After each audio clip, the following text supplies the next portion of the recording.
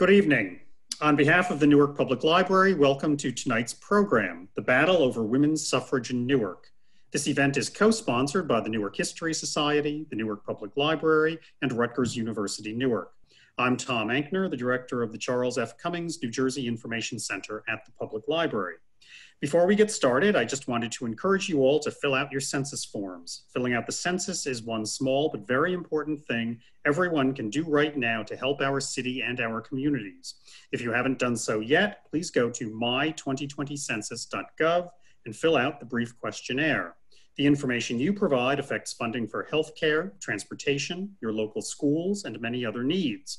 Remember, my2020census.gov. It is safe, secure, and confidential. And since tonight's program has to do with voting, it is a good time to encourage you all to vote on November 3rd. We've been hearing a lot about the presidential race this year, but there are also elections for the U.S. House and for one of New Jersey's U.S. Senate seats. Voters will also be asked to weigh in on 3 public questions, including one on legalizing recreational marijuana. If you haven't already registered, the deadline is October 13th. Now, back to the battle over women's suffrage. We will have a question and answer session after the 2 main presenters speak. If anyone would like to pose a question or offer a comment, please type it in the chat box or the Q&A box. The cameras and microphones of all audience members will be left off during the program. Now, to introduce our 2 presenters, here is Timothy J. Christ, the president of the Newark History Society. Tim? Well, thanks, Tom. We're pleased to this is the first of our 6 planned programs for the program year through next May. And we're delighted that this one about women's suffrage, the battle over women's suffrage in Newark, comes so close to the centenary. And let me add my thanks to the Newark Public Library and the Federated Department of History and the African American and African Studies Department of Rutgers Newark for co-sponsoring this. There will be 2 main presentations, and we've decided to focus on a couple elements of the women's suffrage story that don't often get a lot of attention. One is those who opposed women's suffrage, and then second, the activities of African American immigrant and working class women to push for women's suffrage. George Robb, a professor of history at William Paterson University, will start by reviewing the opposition to women's suffrage in Newark. George is also an officer of the Newark History Society. And then Noelle Lorraine Williams will follow by talking about the role of African American immigrant and working class women who in Newark or the Newark area who pushed so hard for women's suffrage. This draws on the work she did for the Radical Women exhibit that is still up and available for viewing in the Newark Public Library, and also on her extensive research as a graduate student at Rutgers Newark into the Black community in Newark in the 19th and early 20th century. Noelle is an artist as well as an historian, associated with both with Rutgers Newark and with the Newark Public Library. So George, why don't you get us started? And then you'll hand off to Noelle, and after that we'll move to the Q&A. Great. All right. Well, thank you so much, and thank you for everyone for tuning in tonight. On this, the centennial of the 19th Amendment, there have been widespread and year-long celebrations of suffragists through exhibits, publications, performances, and memorials. An important component of this year's commemoration has been the recovery of forgotten suffragists from African American, immigrant, and working class backgrounds. And that's what Noelle will be talking about later. Less inspiring candidates for rediscovery are the many women and men who opposed votes for women. After all, history is written by the victors, and the anti-suffragists were on the losing side. At their best, their attitudes and arguments seem quaintly old-fashioned and amusing. At their worst, they are deeply misogynist and embarrassing to modern sensibilities. Nonetheless, the anti-suffrage movement played a significant role in the fight for the vote, often setting the terms of the debate and pushing suffragists to adopt new strategies. Newark was the center of the anti-suffrage movement in New Jersey. When the state voted on enfranchising women in 1915, the no vote was bigger in Newark than anywhere else in New Jersey. Newark's Democratic political machine led the fight against women's suffrage in New Jersey. And the Newark Eagle was the most rabidly anti-suffrage newspaper in the state. In Newark, the anti-suffragists were a loose, heterogeneous, and rather odd coalition of conservative women, religious leaders, corrupt political bosses, and entrenched business interests. Opponents of women's suffrage were most visible and successful in the 1910s, scoring their greatest victory with their defeat of New Jersey's suffrage referendum in 1915. The run-up to this October 1915 vote saw the most vigorous campaigns by anti-suffragists in Newark, as well as the greatest outpouring of anti-suffrage literature. While an organized suffrage movement began in New Jersey during the 1860s, its opponents felt no need to organize themselves until the 20th century. For most of the 19th century, women's suffrage was a radical movement outside mainstream politics and culture. Most clergymen condemned equal rights for women as a godless philosophy, and very few politicians were willing to even take it seriously. This is a popular illustration from the 19th century entitled Light of the World, and it kind of embodies the Victorian view of woman as the angel in the house. The 19th century American attitudes about women and the proper relationships between the sexes were governed by this idea, or often referred to as doctrine of separate spheres, that men and women had distinct God-given roles, and man's was the public sphere of work, commerce, and politics, while women were to uphold virtue in the home as wives and mothers. Now, organized opposition to women's suffrage only began around 1910. This was an indication of the growing strength and influence of the suffrage movement. Anti-suffragists were starting to get worried. They could no longer dismiss suffragists as an aberration or a joke. They had to get organized themselves. In November 1911, a group of socially prominent women from New England and New York organized the National Association Opposed to Women's Suffrage. The association was headquartered in New York City, and it was led by Josephine Jewel Dodge, a wealthy widow. The National Association Opposed to Women's Suffrage hoped to stimulate and coordinate anti-suffrage campaigns around the country by providing assistance from experienced organizers and speakers, and by publishing and distributing anti-suffrage literature. In April 1912, anti-suffrage women in New Jersey founded the New Jersey Association Opposed to Women's Suffrage as a state affiliate of the national group. The New Jersey Association was based in Trenton and led by wealthy white women, such as Margaret Bassett from Summit, Georgiana Breeze from Plainfield,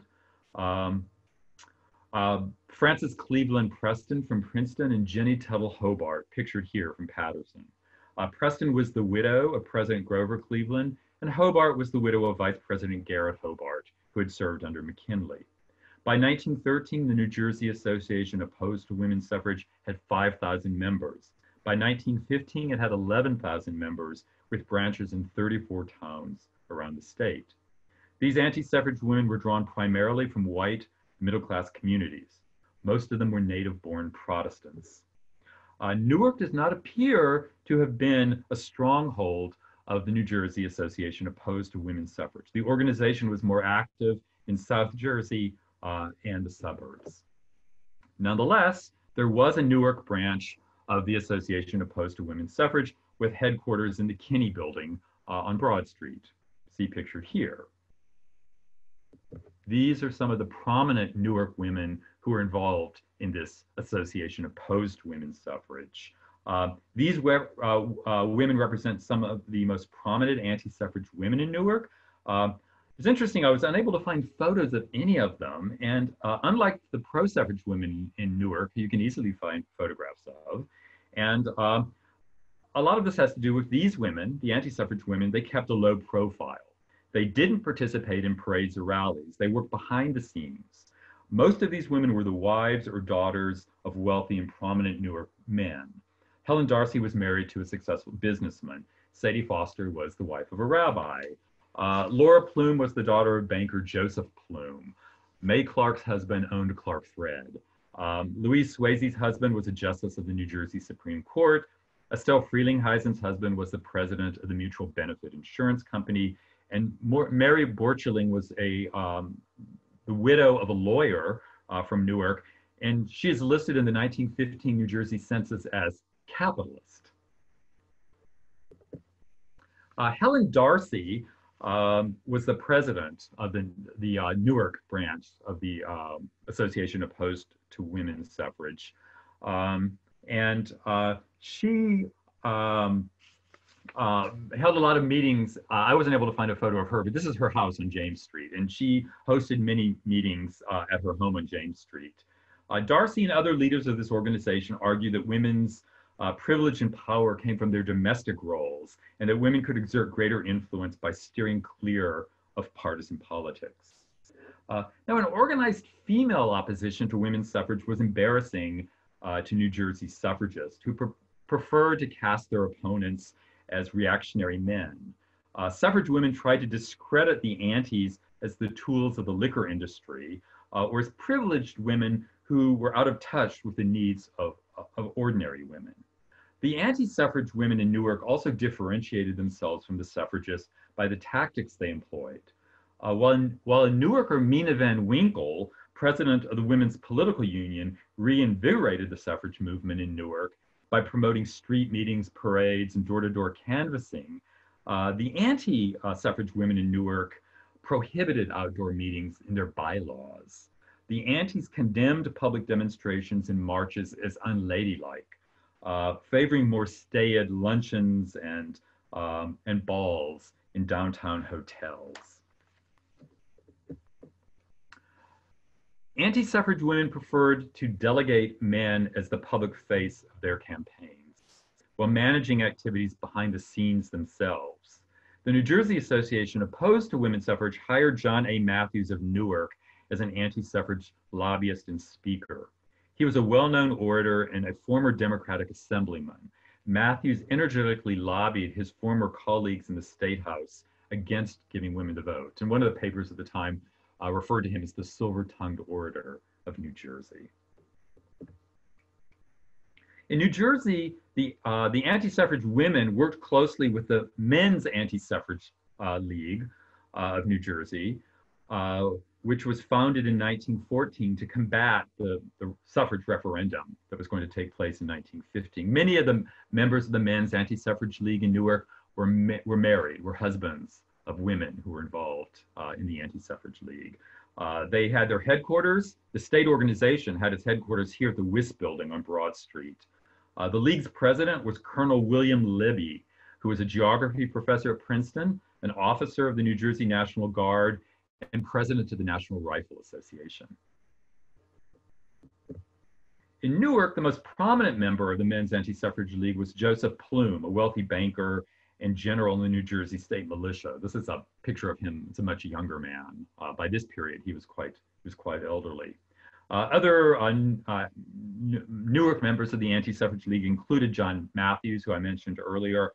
Also Henry Darcy was a businessman and was the husband of Helen Darcy, who was the head of the Women's Anti-Suffrage League in Newark. So it's like Henry and Helen Darcy were like the Newark anti-suffrage power couple. The leadership of the Men's Anti-Suffrage League, like that of the anti-suffrage women, were mostly white Protestant elites.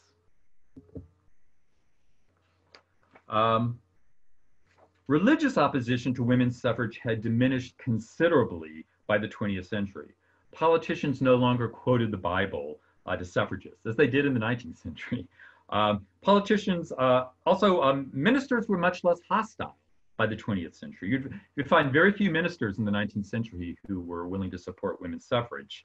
Many Newark clergymen now, in the early 20th century, endorsed votes for women, including Joseph Twomey of the First Baptist Petty Memorial Church, which is pictured here, Charles Stewart of the North Reformed Church in Newark, A.W.H. Thompson of St. Mark's Episcopal Church, and M.L.A. Hirsch of St. Paul's Evangelical Lutheran Church.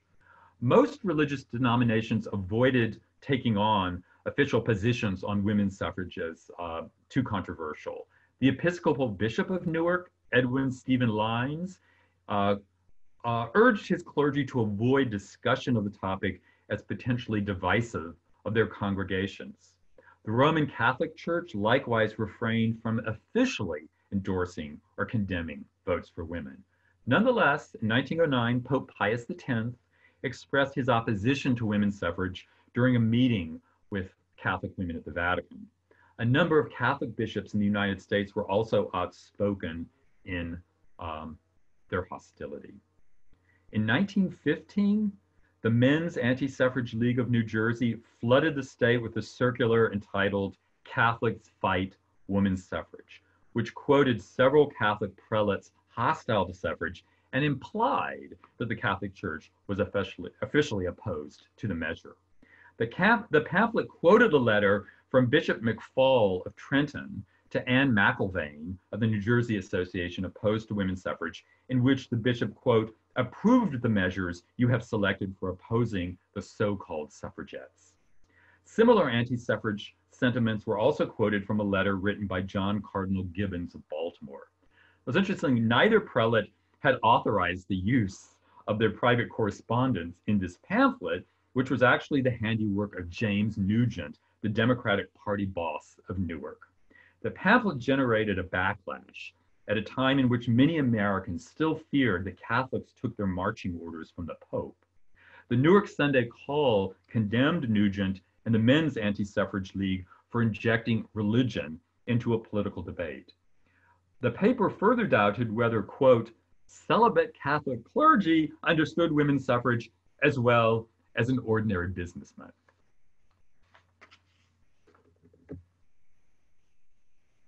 The most outspoken opponent of women's suffrage among Newark's religious leaders was certainly Rabbi Solomon Foster of B'nai Jeshurun, Newark's largest Jewish congregation.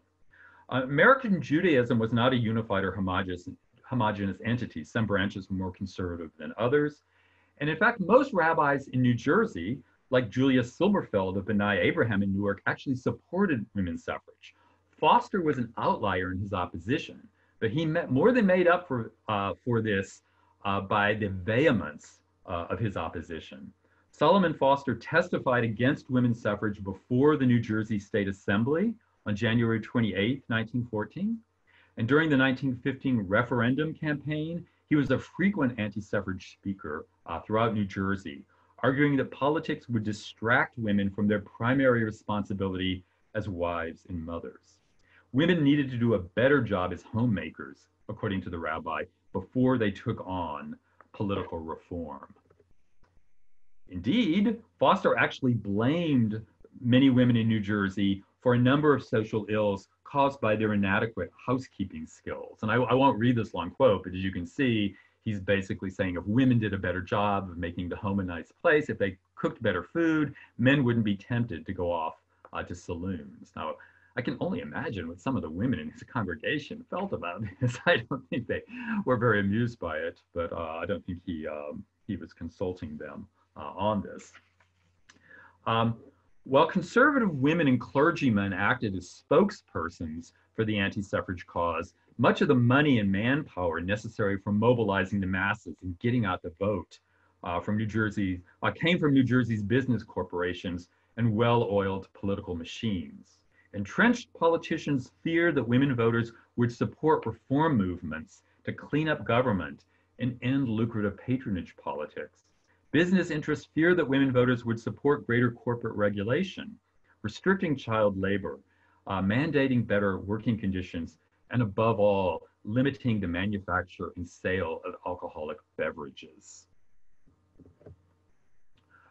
Breweries constituted a significant part of the Newark economy, and they employed thousands of people, as the Ballantine Brewery pictured here as it looked in the early 20th century. In 1915, there were around 1,400 saloons in Newark. This is Nicodemi's, a saloon in the Old First Ward, Italian-American tavern in the Old First Ward. Like breweries, the saloons opposed women's suffrage because they feared that suffrage would lead to prohibition. This was not a baseless fear, as many suffragists were also active in the temperance movement. The State Liquor Dealers Association and the German-American Alliance, which is heavily funded by the breweries, openly opposed women's suffrage. Enormous sums of money were spent by the liquor industry in New Jersey to defeat the 1915 suffrage referendum. Newark was placarded with the slogan, quote, "A vote for women's suffrage is a vote for prohibition." Anti-suffrage women, many of whom actually supported prohibition, or supported temperance rather, and the liquor lobby made strange bedfellows. And the pro-suffrage women in New Jersey tried to embarrass the New Jersey Association opposed to women's suffrage by pointing out they were allied with the breweries and the saloons. And so this is a cartoon, Mrs. Jekyll and Mr. Hyde, in which the anti-suffrage woman is looking in the mirror, and what she sees reflected back is the liquor interest, the liquor lobby.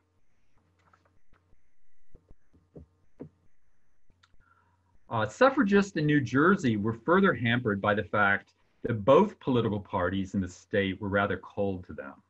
Most notably, James R. Nugent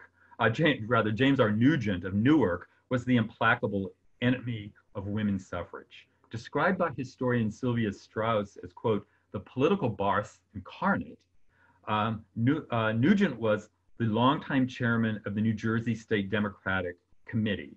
With a power base in Newark and Essex County, Boss Nugent ran a corrupt political patronage machine that controlled access to jobs and lucrative construction contracts.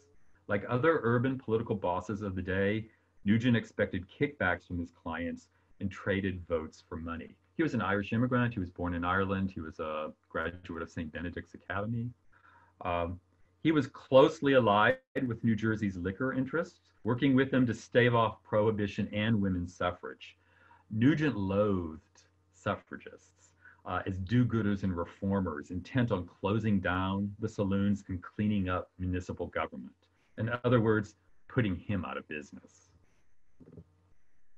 At the time of the 1915 New Jersey referendum, Nugent paid a staff of lobbyists, speakers, and journalists to campaign against giving women the vote.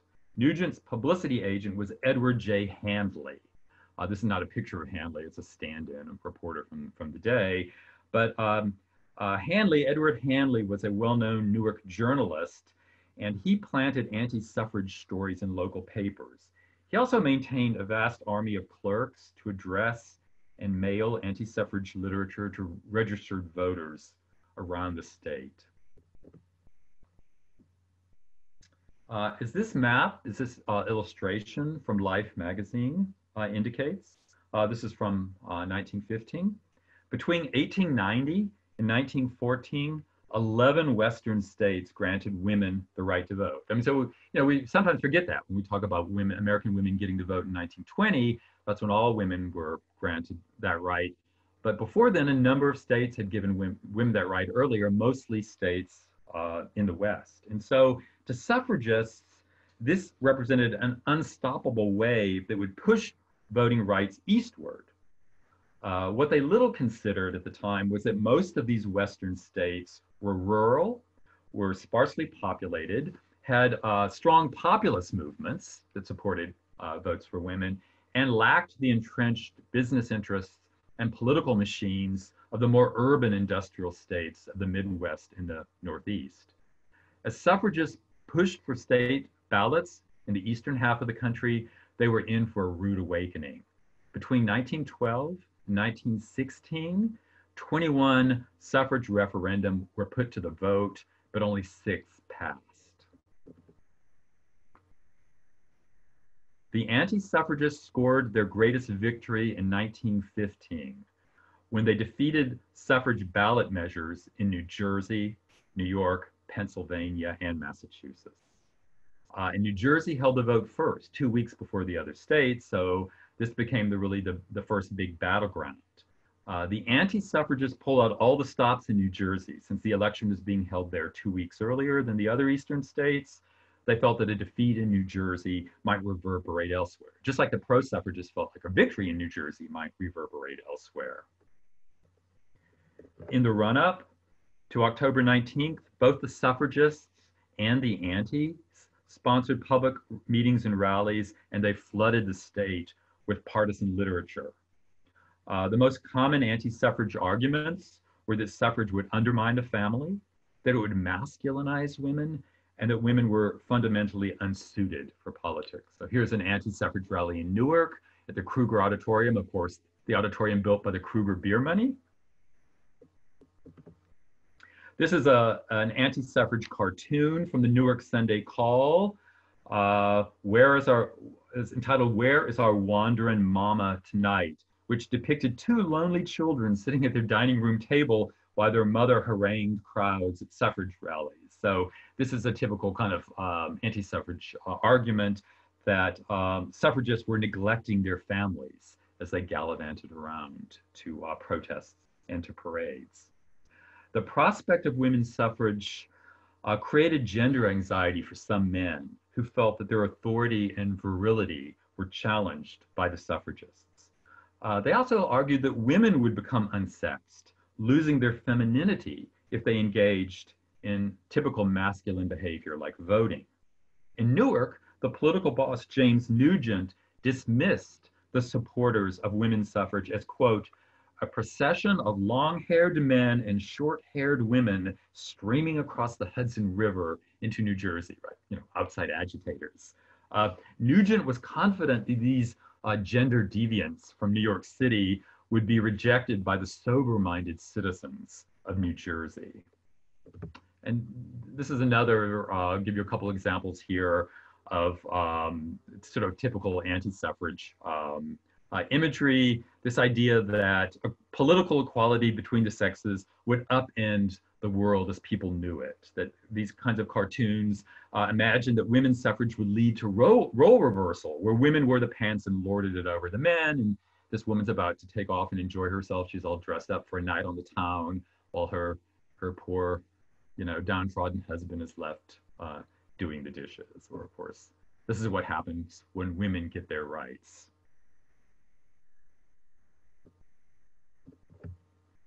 This is on the morning of when New Jersey is going to hold its suffrage referendum. The anti-suffrage Newark Eagle published this humorous poem, which again, this is only one verse of a very long poem that goes on like this for some time. So for some conservatives, women's suffrage was a zero-sum game. Women could not gain a political right unless men lost something fundamental in return.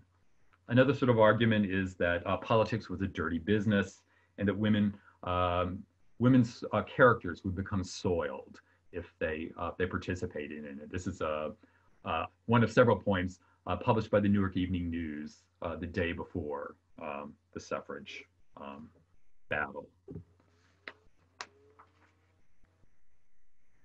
The anti-suffragists in New Jersey had powerful political and corporate allies, but we should not discount the appeal of their arguments in defeating the 1915 referendum. Anti-suffrage rhetoric mobilized diverse constituencies opposed to reform and social change, including urban working-class men who saw suffragists as busybodies intent on spoiling their fun. In New Jersey, women's suffrage was defeated with 58% of the state voting no, 48% voting yes. Newark had the biggest anti-suffrage vote in the entire state, with 65% of Newarkers voting no for giving women the vote. This is a cartoon which appeared on the front page of the Newark Evening News the day after by the great Newark cartoonist Luke Pease, in which, gone, the ballot box is being held out of the reach of women voters who are being depicted as a little girl. This ward map of Newark shows the neighborhoods where the suffrage vote was the strongest and where it was the weakest in Newark. And if you, to orient yourself, the curve at the bottom of the map that's the curve of the Passaic River. And the numbers that are circled are the numbers of the political wards. So 2 and 4, that's downtown Newark. Those are downtown political. 1, the old First Ward, that was the main Italian American neighborhood. And so the 8th ward that's mostly Forest Hill, that's North Newark. And that the 8th ward was the only ward in Newark that voted in favor of women's suffrage by a very bare majority of 51%. You also had strong support for women's suffrage in the 11th ward, which is Roseville, where 49% voted for it. These North Newark wards were more middle class, they were more Republican, and they were more native born than Newark as a whole. The wards with the strongest anti-suffrage vote were in the Iron Bond, as you can see in the South, the 5th, the 10th, and the 12th wards. These were all working class industrial neighborhoods with large immigrant populations. The 12th wards had the least support for women's suffrage in the entire state of New Jersey, with only 19% voting in favor of women's suffrage. That is, over 80% of that ward voted against giving women the vote. The 12th ward was predominantly German American, and significantly, it was the location of most of Newark's breweries. The immigrant ward with the strongest pro-suffrage vote was the 3rd ward. You can see there, where 43% voted for women's suffrage, and the 3rd ward was overwhelmingly Jewish at that time. To give a more, this is a very crude, and I do emphasize a very crude, rough estimate of the ethnic vote in Newark based on those wards with strong, predominating ethnic groups. The difference between the Irish American, the German American, and the Italian American votes are not that great. Support for suffrage was significantly higher among Jewish Americans in Newark, though even they mostly voted against it. Enemies of women's suffrage in New Jersey savored their defeat of the 1915 suffrage referendum as the triumph of common sense over extremism. But their victory proved very short-lived. 5 years later, New Jersey ratified the 19th Amendment in 1920 by a comfortable margin, and women's suffrage no longer seemed very radical at all. So, I mean, I want to end very briefly by suggesting, what happened to account for this sea change? Well, World War I certainly played a big role in turning the tide in favor of women's suffrage. American women were widely praised for their war work in 1917, 1918. On the home front, making munitions, growing food, selling war bonds.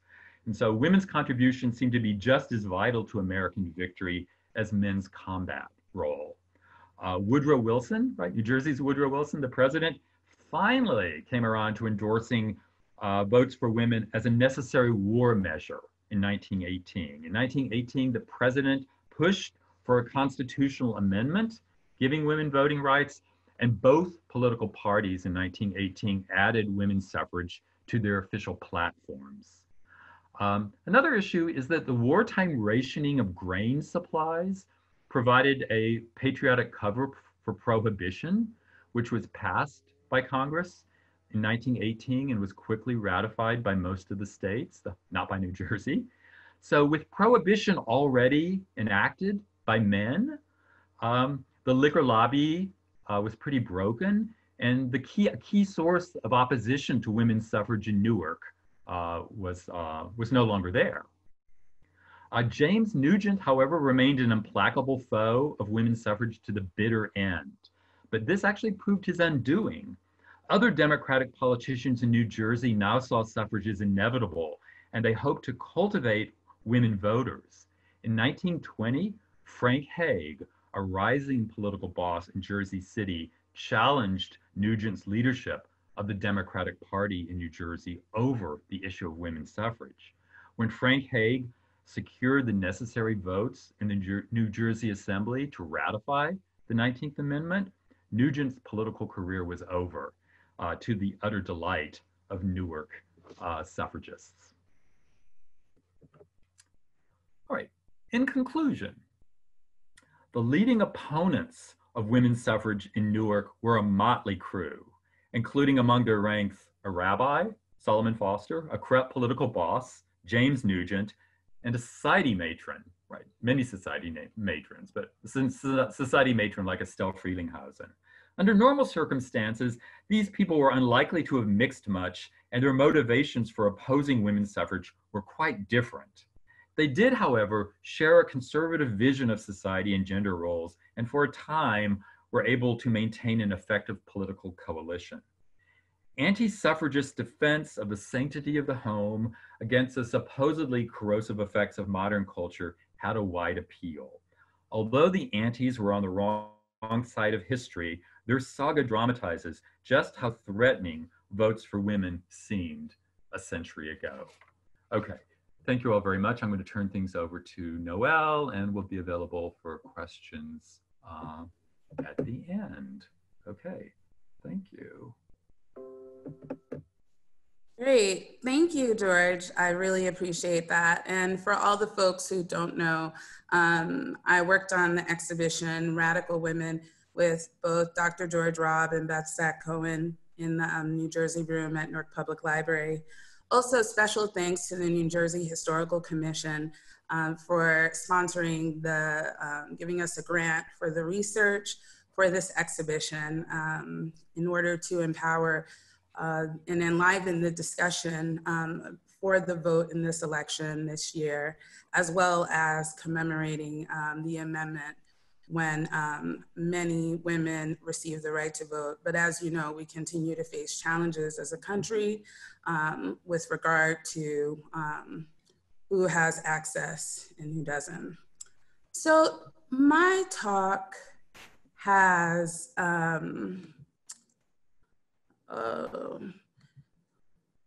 hi, someone will have to, I'm disabled from sharing my screen, so I'll continue to talk for just a couple of more minutes.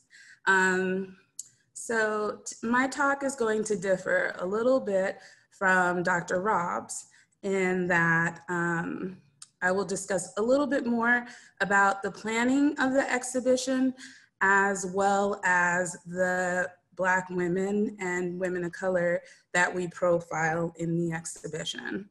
And so Radical Women Fighting for Power and the Vote in New Jersey is currently running at the Newark Public Library.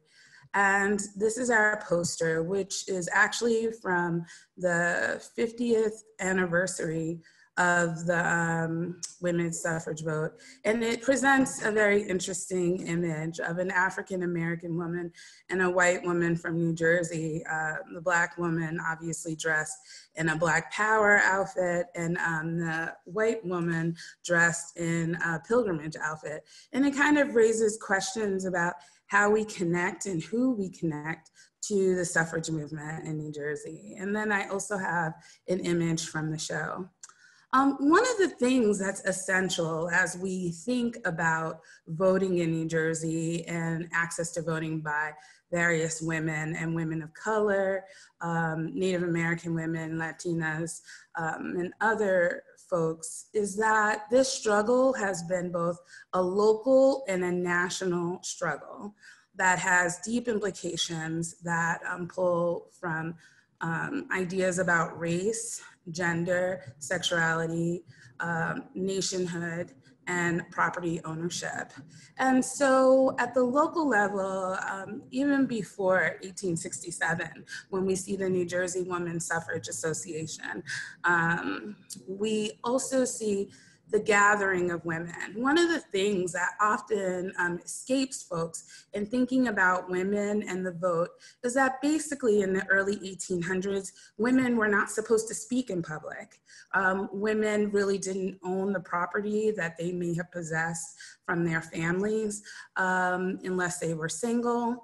And we can see this in that the fact that originally when the New Jersey Constitution was established, white women, African-American men, and Black women were granted the right to vote up until 1807, as long as they met the property requirement.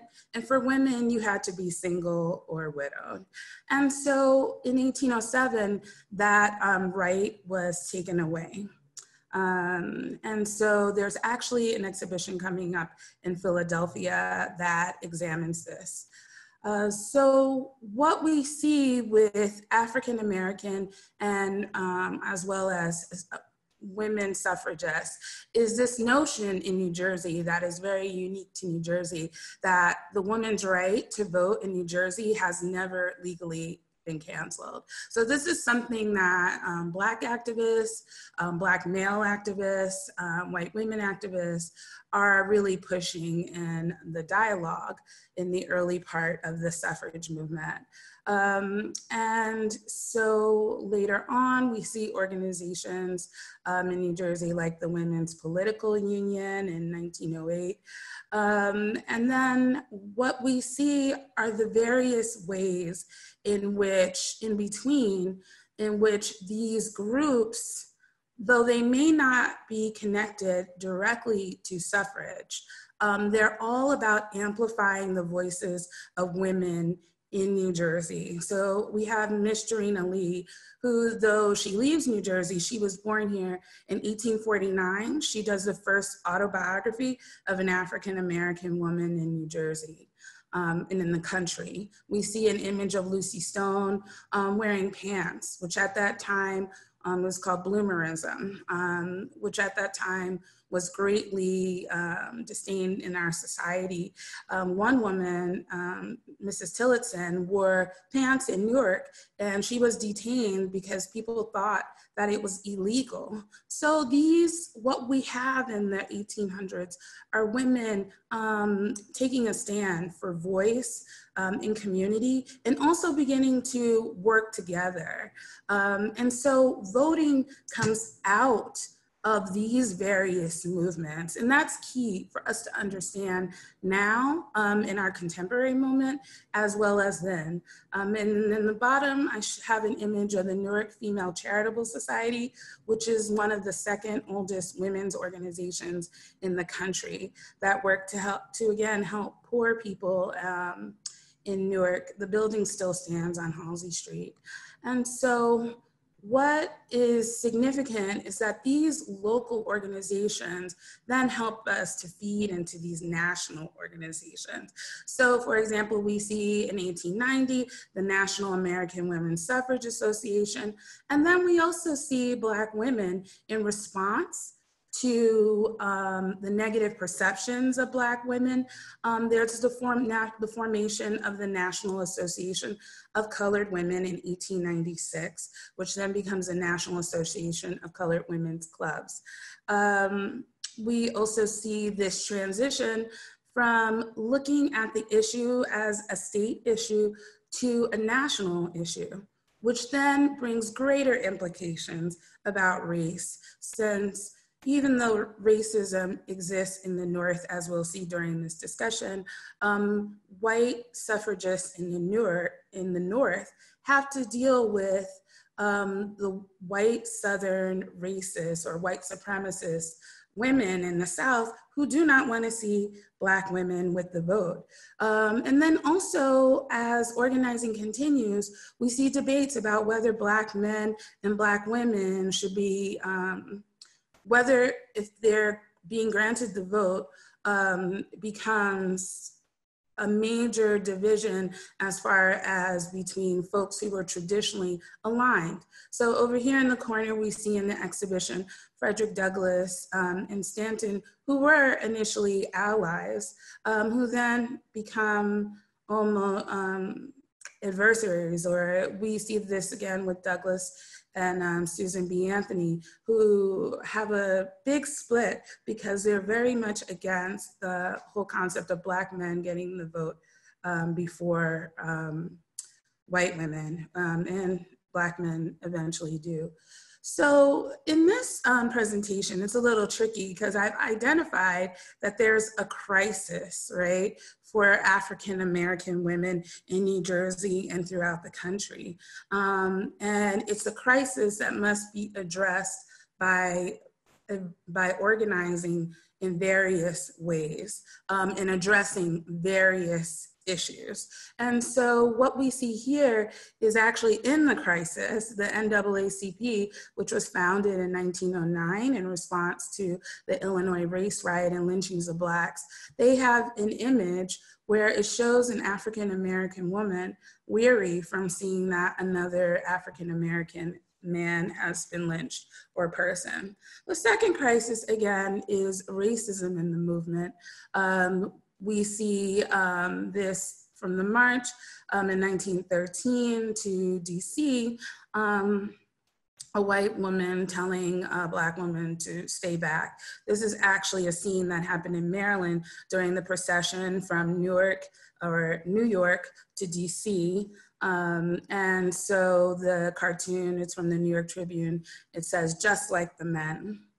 In the corner, we also see something that we found during the research, which was the Colored Ladies Political Club, which was actually a minstrel show that was performed in New Jersey and other states, where it was a satire of African-American women and depicted them meeting as a political club and using all of these stereotypes and racist tropes. One of the things that's about this, and I indicated this in another talk, it's negative in that we see that minstrel acts and this type of racism in arts and culture is evident in New Jersey, but it also is evident that there was much discussion about what did it mean for Black women to actually be a part of this dialogue. And in another film by Oscar Michaud, I also saw that as a part of the conversation. So over here we see in The Crisis conversation about that and this discussion. So we see that there are various folks who are contributing to the conversation and trying to figure out ways to address it, but also making the public very aware of it. So what happens, right, when you decide to do an exhibition like this, right, the 19th Amendment, and we are trying to push past the understanding of how the women's vote was won federally, and what it means for these Black women who are rarely discussed, who had participated in the movement. And so the framework is that we have to engage a framework that is not white supremacist, but that is a Black feminist framework that recognizes these interlocking conditions of race, sex, class, sexuality, and how it impacts our strategies and solutions for freedom. And it has to acknowledge that there have always been Black women activists. We've heard a lot this year about Sojourner Truth. The mayor recently erected with Project Empty Space a mural of Sojourner Truth by Broad Street in downtown Newark, and she's become one of the most visible symbols. But we have folks here in Newark who also contributed to that discussion. And so we have to, one thing that we really push in Radical Women is that women's lives they're overlapping and they're interlocking. So these are two images that we use in the exhibition of an immigrant woman who is being met at the dock to be engaged. It was called White Slavery and Prostitution. And women like Mary Philbrook, who unfortunately we didn't get to explore as much in the exhibition, address this issue, as well as Black women and other women, how to save other young girls, young women, and women who were trying to create better lives for themselves in the North and in the United States. And behind it, I have an image of a scrub woman in New Jersey who worked on a farm. So bringing in these stories of working class and immigrant women as a part of women's stories. The second thing is that women's organizing and activism is just not based in these local and national organizations, but there are also these networks that we may consider to be informal, such as prayer groups in the Underground Railroad Network or discussion groups that are also a part of the suffrage discussion. So for example, one of the things we discussed a couple of times in the exhibition is this Phyllis Wheatley Literary Club in Newark. And the club is initially formed as a discussion group, and also it becomes a social help group. But then later on, the leaders of the Phyllis Wheatley Literary Club also become organizers and a part of the ratification committee. So by taking a different lens, we're able to illuminate these stories that were overlooked. And then in the bottom picture is an image we've seen a lot before. And we actually think that the women in the image may be a part of the Phyllis Wheatley Society. So we see them here entertaining soldiers. And then another part of this exhibition, and as a part of understanding African American women's stories, is to unearth, suppress, or hidden stories and allow those stories to speak for themselves. So it was essential for us to have Native American women's voices in the exhibition. Even when it included, we didn't have so many, we wanted to engage these stories as a part of the total dialogue. So when we look at how African American women's stories have become or have been illuminated in the past couple of years, we definitely have to look at someone like Betty Livingston Adams and her book, Black Women's Christian Activism. It opened up a whole world of African American women and New Jersey activists and community workers and helped us. Another aspect of Black feminist research, particularly with this exhibition, is it conflicts with what we think we know. So we have Brenda Newark here in Newark, who attended Wellesley College, and she's a writer and an activist for women's rights. So it goes against the stereotypes of how we think communities exist. And Brenda Newark, she spoke to various women's groups in Washington, D.C. and in New York, even though she really isn't profiled as a major suffragist. And it also provides a more authentic and fuller history of the context of the period. So many of these women were working to help folks who lived in houses like these, so that the push for the vote was to empower those voices. So it's not just a singular narrative in Newark of African Americans living in dilapidated conditions, but we have these groups of African American women who are working to empower African Americans in Newark. So many of Newark's African American suffragists were actually descendants of African American activist communities in Newark and other cities and towns in the 19th century. A lot of folks generally recognize the name Baxter from the Baxter residences, also from James Baxter. This is his daughter, Grace Baxter Fenderson. Please read, I put this so people could read for themselves and see. She was a Newark resident. She was the founder of the Newark NAACP chapter. She was also the president and chairperson of the executive committee of the NAACP. And she was on the board of directors of the Sojourner Truth branch of the Newark Young Women's Christian Association. And her father had been a part of the 1800s abolitionist community.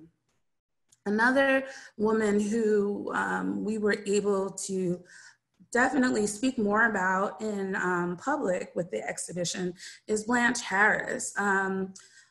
Dr. Robb was able to find more information about her. She's the president of the Women's Political Union Colored Women's Group. Now, what's interesting is that while we found a couple of sightings in the newspapers about Blanche Harris being connected to the Women's Political Union, in the Women's Political Union papers, we really do not see that much about the colored branch of the Women's Political Union. So it's a very interesting dynamic. It clues us into what the relationship was with Black women in these white groups. And when Black women wanted to maybe work with them or be affiliated with them, some of the challenges that came with this. Blanche Harris had a rooming house also on Mulberry Street. Another thing we see with these African American women activists, as she's also an actress. So second, the other part is that Newark's African American women suffragists were mainly migrants from the South that resettled here in Newark and other places, but contributed to organizing here. So we have folks like Musette Brooks Gregory, who moved to Newark with her husband, who was a lawyer, from Harvard.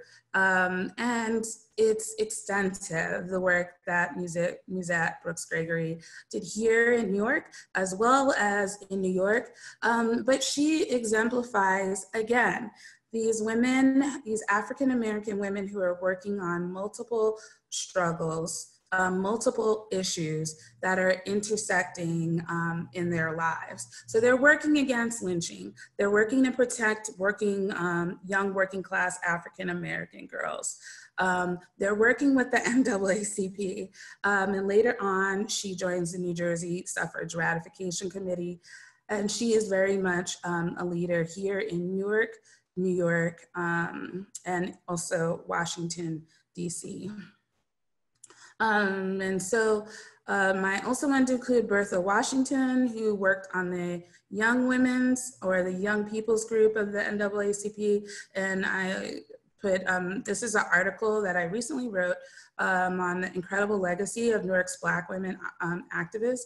And you can find it on Zocalo Public Square. And this image is pretty powerful. It has Brenda Newark, it has Bertha Washington, and it also has other national folks like Grace Johnson, who was the wife of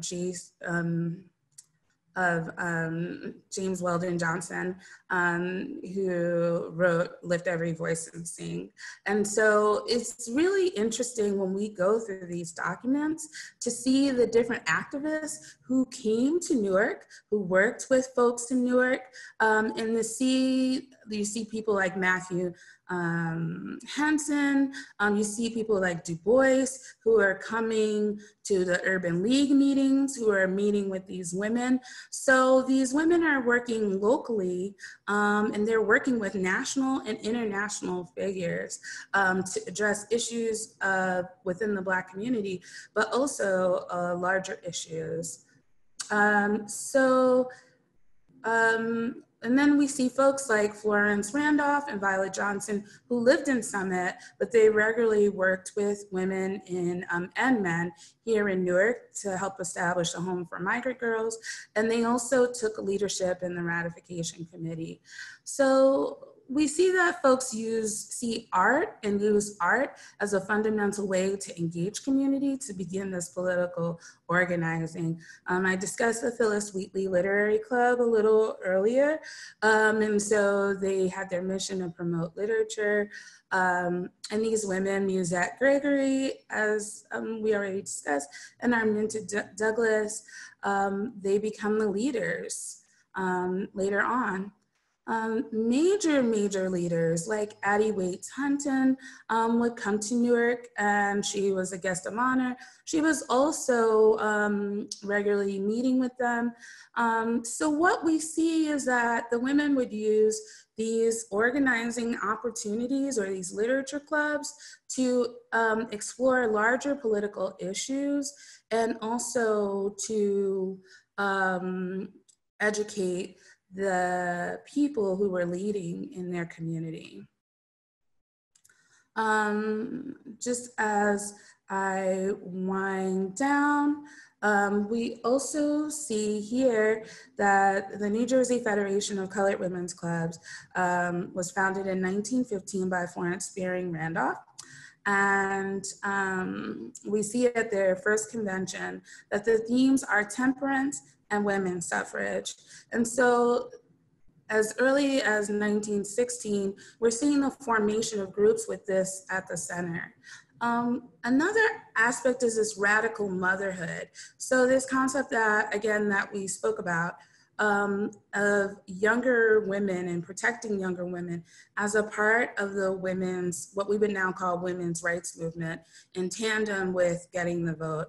So women working, activists working through Urban League and other coalitions designated space for migrant women in the first Phyllis Wheatley home and later the Sojourner Truth branch of the YWCA. As we close out, what we see is that this deepening the multiracial organizing is the strategy that folks use to win. And so in 1919, Lillian Fikert Plainfield reaches out with other folks, the New Jersey Women's Suffrage Association, in engaging Black women communities with the New Jersey Women's Suffrage Ratification Committee. This becomes big, big news because it is an interracial coalition to elect folks who support, will support the 19th Amendment, and then later on continue to support the rights of women. And so we see a sharp turn, and this is a very significant move here in New Jersey, since women like Alice Paul and other women were often struggling with what they felt was their response, their need to have the power of white Southern women in order to achieve the ratification of the amendment. So as we go forward in the exhibition, we're able to highlight women of color and other folks like Hilda Hidalgo, her campaign for Essex Freeholder in 1965, and then also our own councilwoman here in Newark, Mildred Crump. We see that some of the issues that Councilwoman Crump are issues that the women dealt with when they were organizing their communities prior to realizing the 19th Amendment and even after. So one of the things that's just important as we continue, as we engage folks in the exhibition and just going forward, are that achieving the vote and voting are all a part of the different ways that women achieve justice. And that's all I'll say for now. Thank you.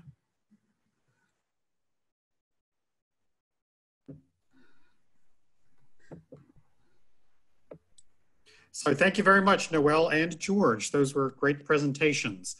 So the first question is for George. We had a comment from someone and Beth tried to address it a little bit, but I want you to give you a chance to respond. Noelle's presentation indicates a significant African-American population in Newark during the suffragette movement. However, the racial breakdown of the previous speaker, meaning you, George, showed a zero African-American population during the same period. I'm not sure that's really what it showed, but perhaps the previous speaker could clarify that? Well, I was talking about the people in Newark who were against giving women the vote, and those were pretty much all white people. So, which is true, right? So there certainly were most of the black people in Newark were pro-suffrage, were in favor of women's suffrage. So obviously I wasn't talking about them because what my focus was on were people in Newark who were against giving women the vote.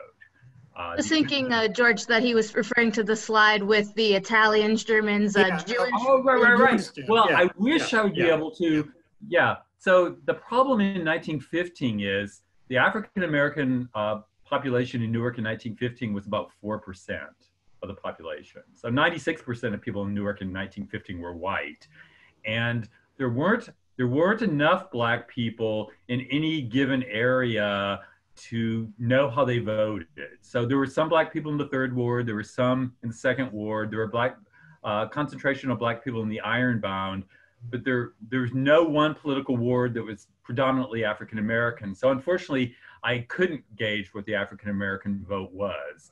Other information that we have would indicate that black people in Newark, as elsewhere, were much more pro-suffrage than the average person. And so, but unfortunately, there aren't electoral returns to show that, which is too bad.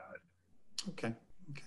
So, Noelle, there is a question here I guess you should answer. The reaction of black women suffragists to the white women who opposed the movement dismantles their perception. How does this utterly dismantle the reasons that barred their ability to vote and reclaim their identities? I'm not quite sure what is being asked. Can you maybe address that? Talk about that? I'm not sure specifically what the question is. So is the question, I don't know if the person can be unmuted. I don't know. Okay, well, maybe we'll give her a chance to clarify what she's, Okay, great. and then we'll ask again. This is for Jubilee. Jubilee, if you have something to add to that to make it clearer what you want to know, then just type it in the box, okay? Okay. Question for you, George. Do you have any information on how Black men voted in 1915? Right. So that's similar to the other question. Yeah. Not from the wards, because there wasn't enough of a concentration, but the indication we have from other kind of sources, other literary sources, is that Black men were pretty pro-suffrage. So Black men, probably like Jewish men, were probably the groups in Newark that were most pro-suffrage, for all kinds of obvious reasons. But yeah. Okay. So I have a question for both of you about your research methods.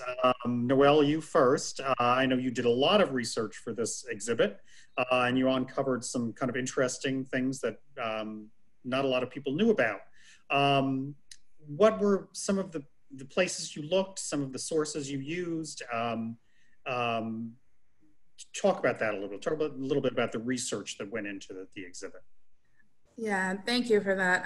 So one of the things I kind of alluded to in the beginning of this discussion was finding information in the crisis. So for example, there aren't that many images of Grace Baxter Fenderson, even though her family was so prominent here in Newark. But in the NAACP crisis newsletter, she was on the executive committee, so she was a part of that.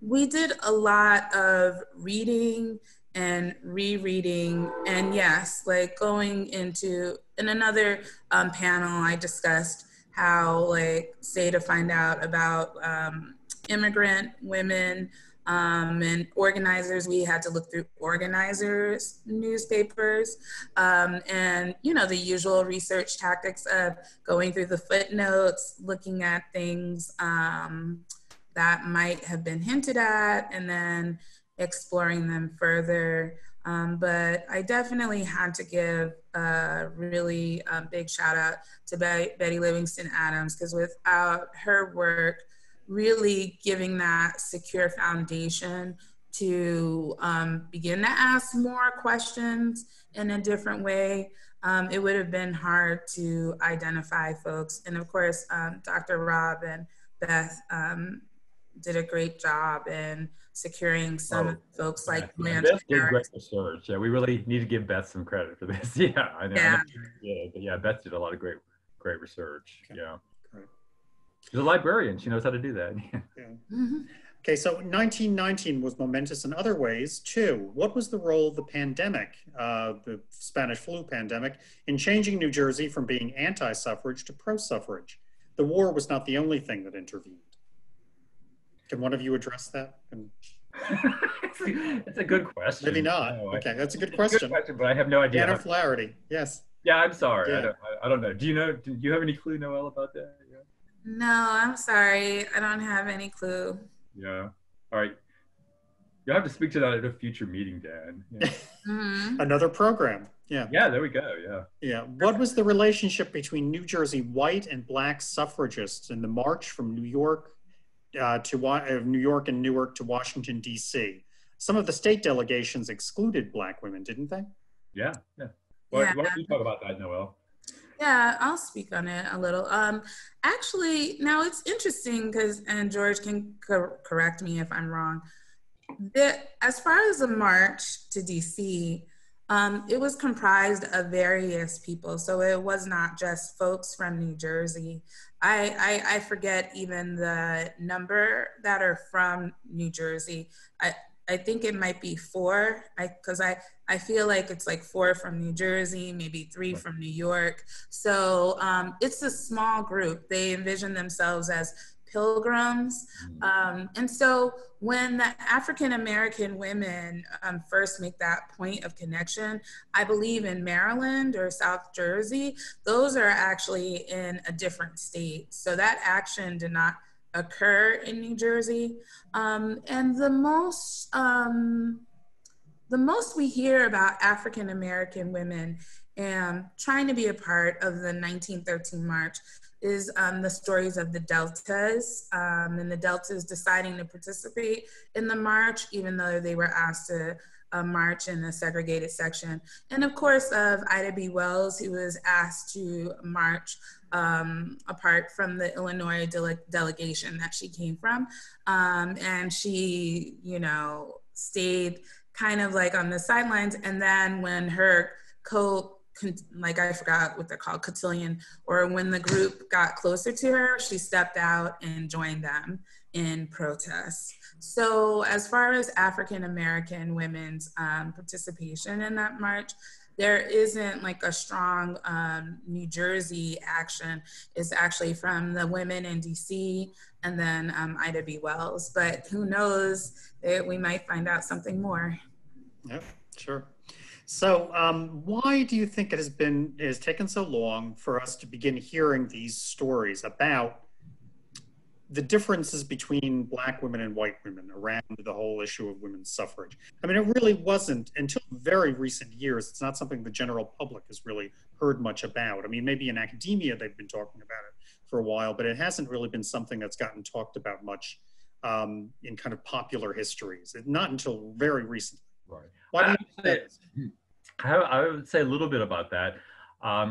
The women's suffrage movement is pretty interesting, is that the leaders of the movement wrote their own histories while it was still going on. Yes. And so Susan B. Anthony and Elizabeth Cady Stanton wrote a 3-volume history of the women's suffrage movement in the late 19th century, in which they basically talked about this movement that they had led.